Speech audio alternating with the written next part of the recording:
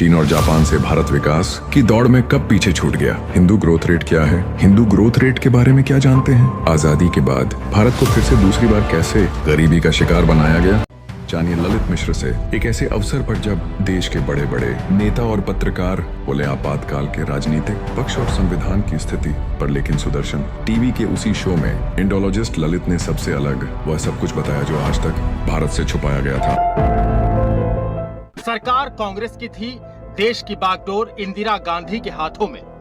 ये वो दौर था जब ये मान लिया गया कि India is Indira and Indira is India. Indira ने आधी रात ऐलान कर दिया कि देश में इमरजेंसी लागू की जाती है। भाइयों और बहनों, राष्ट्रपति जी ने आपातकाल की घोषणा की है।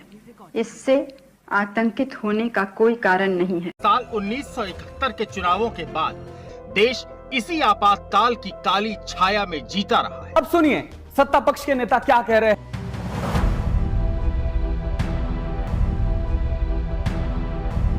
ये जो काला दिवस पूरा देश मना रहा है और हम उम्मीद करेंगे जीवन में कभी अपने गणतंत्र पे ऐसा खराब दिन ना आए जब कभी कोई इस प्रकार का आपातकाल लगाने की कोई हिम्मत करे। जानकारों और संविधान विशेषज्ञों के इनकी प्रतिक्रिया ली है। आइए एक बार सुनते हैं उनका क्या कहना है। जैसे अमावस्या के दिन सूरज को ग्रहण लग जाता है, फिर पूरे संसार में अंधेरा छा जाता है, ठीक उसी तरह भारत के लोकतंत्र को उस दिन ग्रहण लग गया। ये इसे एक काले दिवस के रूप में याद किया जाना चाहिए। लेकिन बहुत कम लोगों को ये पता है कि इसी दौरान भारत को गरीब बनाया गया। इसी दौरान हम चीन और जापान की तुलना में आर्थिक तरक्की के मामले में पीछे छूट गए और इतना पीछे छूट गए कि आने वाले 25 वर्षों तक हम अपनी पुरानी रफ्तार को प्राप्त नहीं कर सके। इस दौरान जो हमारी नेशनल इनकम की ग्रोथ थी वो गिरकर 2.25% के लेवल तक आ गई। लेकिन ये जो गिरी हुई ग्रोथ रेट थी इसे हिंदुओं के माथे पर थोप दिया गया। उस समय के अर्थशास्त्रियों और इतिहासकारों ने इस ग्रोथ रेट को नाम दिया, इंदिरा गांधी के नाम पर नहीं बल्कि हिंदुओं के नाम पर इसे कहा गया हिंदू ग्रोथ रेट, जबकि हिंदुओं का इससे कोई लेना देना नहीं था। इस दौरान जो हमारा इंडस्ट्रियल प्रोडक्शन था वो गिर गया।